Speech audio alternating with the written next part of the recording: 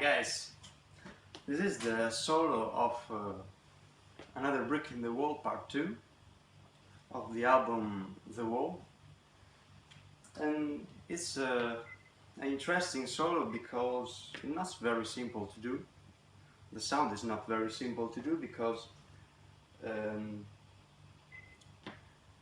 there are different type of compression, like the Boss GS2 and another compressor before the stack that it makes the sustain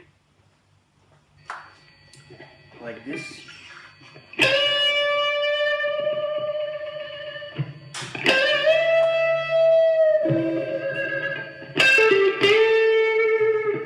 It's a clean sound without distortion, and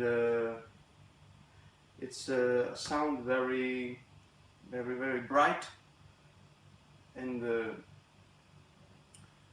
with a little bit of reverb without delay, and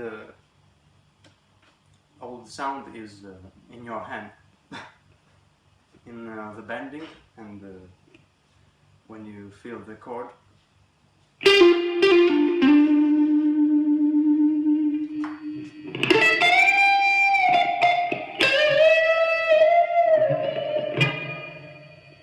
Yeah.